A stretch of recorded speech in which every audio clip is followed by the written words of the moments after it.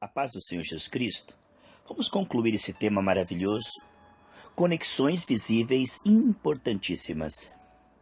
A minha Bíblia aqui está aberta em Provérbios capítulo 14, versículo 6. O zombador procura sabedoria e nunca encontra. Mas para o que tem discernimento, o conhecimento vem fácil. Amados, desde a queda de Adão e Eva, o homem foi separado da sabedoria, a fonte. E somente através do temor humilde, um coração quebrantado, Deus se revela, mas Deus escarnece dos escarnecedores. Deus zomba dos zombadores e ele resiste aos soberbos. Por mais brilhante que seja a mente de um homem, não é páreo para o inimigo. A Bíblia diz que nós fomos feitos um pouco menor que os anjos. De maneira que hoje, após enganar um terço dos anjos, o inimigo tem bilhões de pessoas que têm QIs alto, mas que não podem alcançar, porque somente os limpos de coração verão o que Deus é e o que Ele está falando. Amados, desde a queda foi afetado espiritualmente o homem. E as coisas espirituais, elas são loucuras da carne, né? Não são discernidas na carne. Não é na esfera da carne, é do Espírito.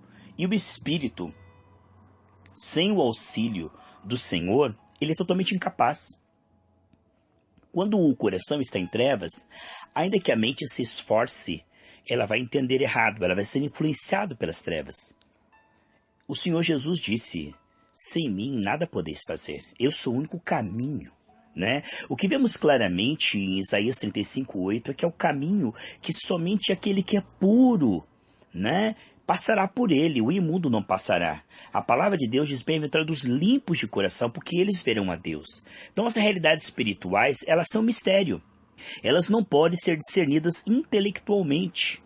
Então o zombador, ele pode ser dedicado, ele pode ser inteligente, segundo o conceito do mundo, mas ele não saberá fazer escolhas sábias. Ele vai se apartar daquilo que é vida e vai se agarrar, se aproximar e perseguir aquilo que é morte, sem perceber, sem discernir. O homem não tem, na sua condição caída, essa condição própria. Isso aí vem do auxílio do Senhor. O Senhor diz que se alguém se tem por sábio, se faça louco. Chama essa sabedoria de loucura. Por quê? Aqui está dizendo, o princípio da sabedoria é o temor do Senhor. Se faltou isso, meu amado irmão, minha amada irmã, você não terá essas conexões. Você não vai discernir aquilo que é bom. Você vai chamar o bom de mal e o mal de bom. E a Bíblia diz que os ímpios, eles temem quando não há nada a temer. E quando Deus diz algo na palavra, ele vai entender o contrário. E ele sempre vai interpretar de maneira humana, animal e diabólica. Vemos aqui, no versículo 7 desse mesmo capítulo 14, a face do tolo, pois em seus lábios não achará conhecimento. Então não há na vida do tolo a sabedoria, porque a sabedoria é o Senhor Jesus Cristo. A Bíblia diz em 1 Coríntios que Deus fez a Jesus Cristo nossa sabedoria.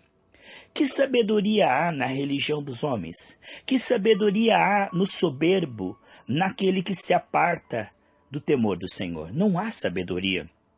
A Bíblia diz aqui no versículo 8, o prudente sabe para onde vai, mas os insensatos enganam a si mesmo. O principal trabalhar do diabo é com a mentira, ele é o pai da mentira e do engano. E a sutileza do engano é que a pessoa está sendo enganada, mas ela mesma não percebe que está sendo enganada. Porque os espíritos imundos agem na imundícia, e se a imundícia for discernida e confessada, logo acabará a legalidade, fechará a brecha, o inimigo não pode agir. Então é muito importante para o diabo, que engana as pessoas, que enquanto elas estão sendo enganadas, elas pensem que são sábias. É muito importante que o inimigo deixe a pessoa num cativeiro e ela se pensa livre. A pessoa está perecendo por falta de entendimento e ainda se gloria da sua ignorância. A Bíblia diz aqui em Provérbios 13, aqui no versículo 16, o sábio pensa antes de agir. Os tolos se gabam da sua insensatez. É incrível que a pessoa ainda se gloria na sua ignorância e ainda tem por sabedoria. Quando o homem é sabichão, é uma presa fácil do inimigo. A esfera da soberba fez Satanás cair. Essa é a condenação do diabo. A Bíblia diz assim para Paulo dizendo, Timóteo, não coloque neófitos na frente do ministério, para que eles não caiam na condenação do diabo, eles não se soberbeçam. Quando nós nos ensoberbecemos, a soberba precede a queda, um pouco de fermento levera toda a massa, a soberba faz com que a pessoa, sem perceber, entre na frequência das trevas e seja guiada pelo príncipe da potestade do ar, sem saber. Eu penso que Nabucodonosor achava que era o máximo ele dizer, essa grande Babilônia que eu fiz para a minha glória. Então ele tomou a ele como fonte e fez aquilo para a glória dele, e logo foi comer capim. E muitas pessoas estão sofrendo derrota sobre derrota, decepção sobre decepção, e não conseguem discernir porque o espírito do erro está nelas. O espírito do engano está nelas. E elas não conseguem discernir que estão sendo enganadas. A coisa mais terrível em relação ao engano é que a pessoa está sendo enganada, mas ela não consegue perceber que está sendo enganada. É uma isca escondida por trás de um prazer, de uma falsa sensação de sabedoria. Então faz com que a pessoa permaneça no erro. E como nós estamos falando de conexões visíveis, importantíssimas, olha, sem a sabedoria de Deus, nós escolheremos completamente equivocados. A palavra de Deus mostra que nos últimos dias haverá uma troca, onde o homem chamará o amargo de doce e o doce de amargo. O fato da pessoa entender o contrário do que a palavra quer dizer, mostra, sem dúvida, que há um espírito do erro agindo na vida da pessoa. Porque somente o Espírito Santo pode decifrar a real intenção das Escrituras. Por quê? Porque foi ele que escreveu. Então, ao homem soberbo, ele busca a interpretação nas Escrituras ou com outros soberbos. Mas o homem espiritual lhe é concedido a revelação, ou seja, o real sentido das Escrituras. Nós vemos então que os fariseus, eles ficavam o tempo todo em cima da Bíblia. Quando eles escreviam uma letra, eles lavavam a mão. Eles tinham o maior zelo, mas eles não conheciam a Deus, não tinham um coração correto. Por isso eles estudavam e nunca chegavam ao conhecimento da verdade. Nem que eles se esforçassem, nem que eles ficassem 24 horas em cima da Bíblia. O coração deles não temia a Deus. Então, eles interpretavam mal as Escrituras e interpretavam mal ao Senhor Jesus Cristo. Chamavam ele de demônio, de herege, que estava quebrando a lei. Mas Jesus era o único lúcido, 100%, o único que interpretava a Bíblia corretamente. Jesus, ele é o único que interpretava na sua época 100% corretas as Escrituras. Mas aquelas pessoas que interpretavam errado, achavam que quem estava errado era o Senhor Jesus Cristo. Então, a pessoa, quando ela está cega, ela pensa que é luz do mundo. E ela começa por ter este contraste de certo e errado, a julgar aqueles que estão fazendo a vontade de Deus como herege, fanático, como errados. Por quê? Para aquele que está errado, o certo é errado. E é interessante como o espírito do engano faz com que a pessoa não somente entenda errado, discirne errado, mas ainda teime nisso até o fim. Isso é um sinal de que a pessoa blasfemou contra o Espírito Santo. Certo profeta diz assim: eu sei que Deus destruir você, porque você pecou, eu vim te falar a verdade, e mesmo assim você se irou e não se arrependeu. Então, quando a pessoa passa da linha do arrependimento, ela teima muito com Deus, acontece dela não conseguir mais achar, ela extingue o Espírito. Lá em Hebreus 6, que aqueles que pecam voluntariamente, eles não têm mais como, eles já pisaram o sangue de Jesus, eles não têm como voltar mais. Veja que Esaú tentou com lágrimas se arrepender, mas não conseguiu mais. Então, quando a pessoa, ela brinca com Deus, ela chama as coisas santas de demoníaca, elas perseguem a palavra genuína e os profetas ungidos, eles começam a perder a visão. Eles começam a retroceder e ficar cada vez mais cegos.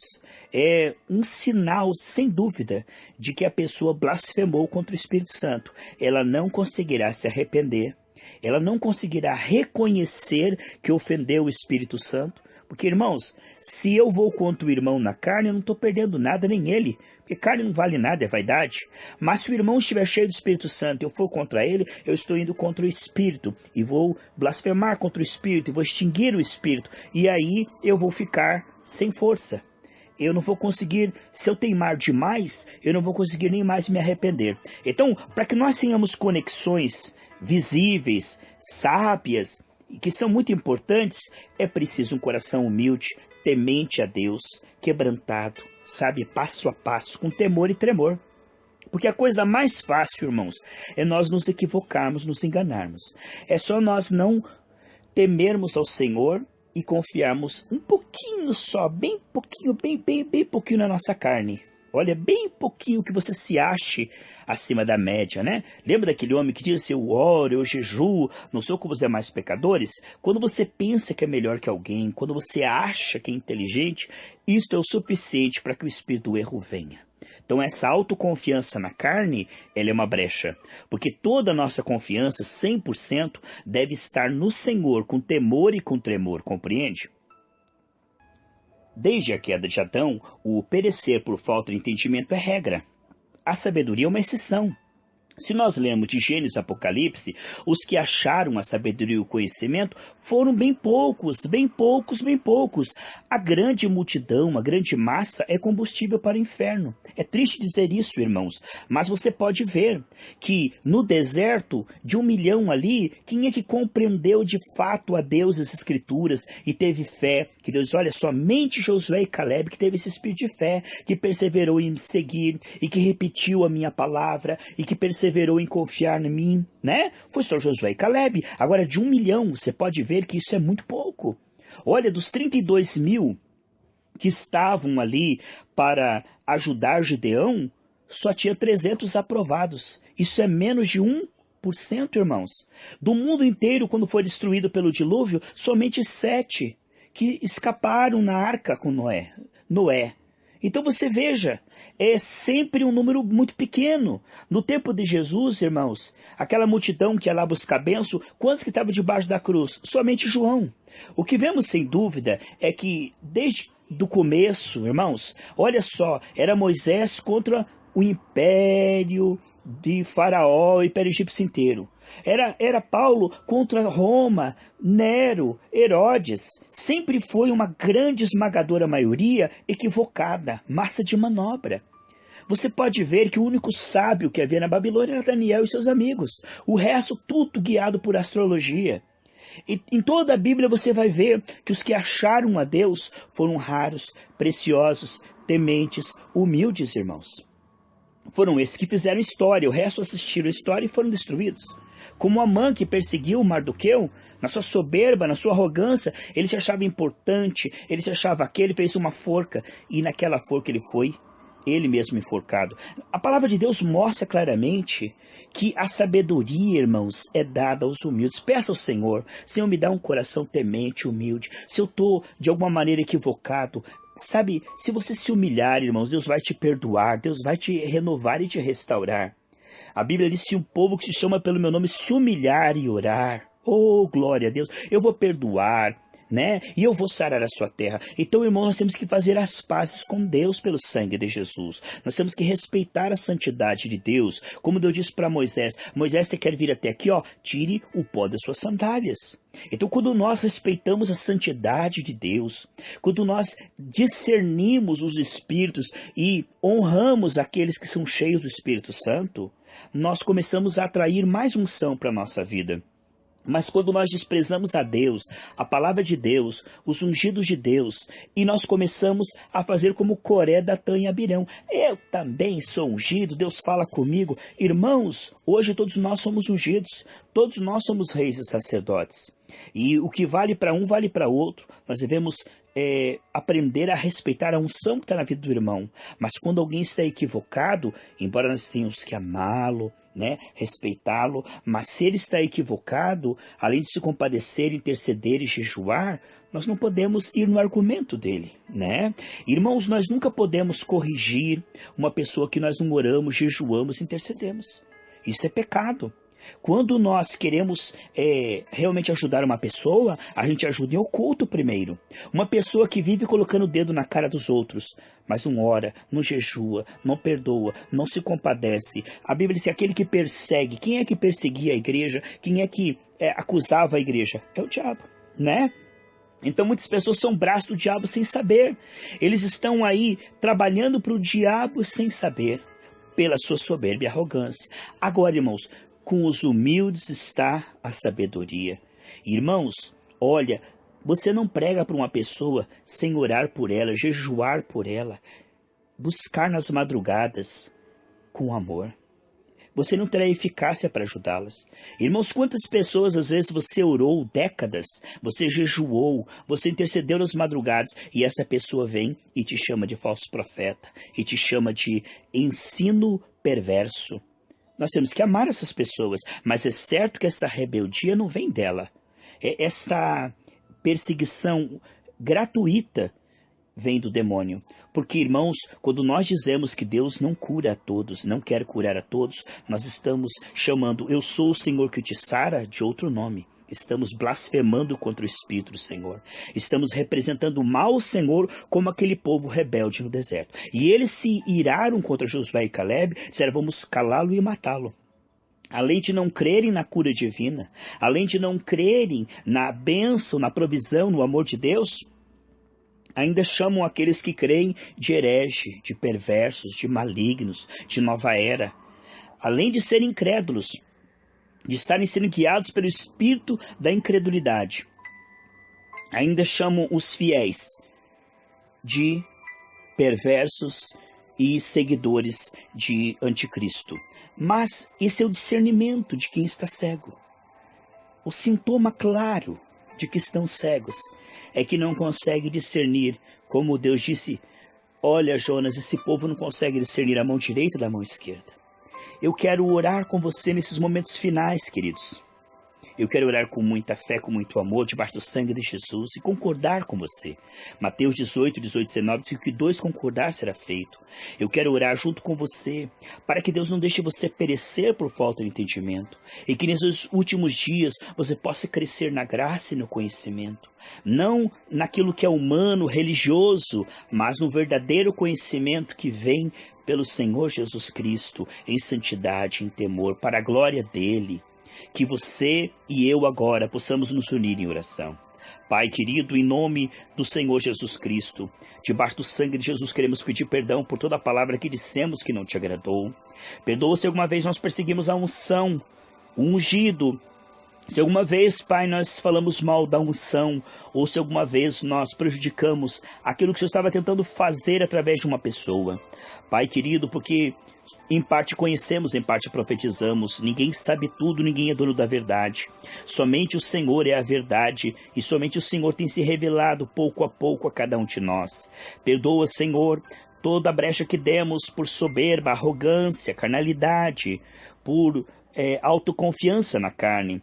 Levanta em nós, Senhor Deus, cada vez mais um coração quebrantado, dependente de Ti, humilde, um coração que aprende do Senhor, que é manso e humilde de coração. Levanta um povo todo seu, zeloso, especial de boas obras, um povo que prega o evangelho genuíno do arrependimento, da santificação, da cruz, da renúncia, com as vestes brancas esperando a iminente volta do Senhor Jesus Cristo, um povo que cura enfermos, que expulsa demônio, um evangelho de poder, como diz 1 Coríntios 4:20, não um evangelho apenas da letra, religioso, morno, morto, mas um evangelho vivo, glorioso, como foi desde o início, pois o Senhor é o mesmo ontem, hoje, eternamente, e o Senhor chamou de raça perversa: até quando ficarei com vocês? Aqueles que não expulsaram o demônio, não curaram enfermos. Nós não queremos ter naquele dia, Pai, do Senhor, apartai-vos de mim que eu não te conheço, mas que naquele dia o Senhor possa dizer a cada um de nós: bom está, servo fiel, no pouco fosse fiel, no muito te colocarei. Em nome do Senhor Jesus oramos.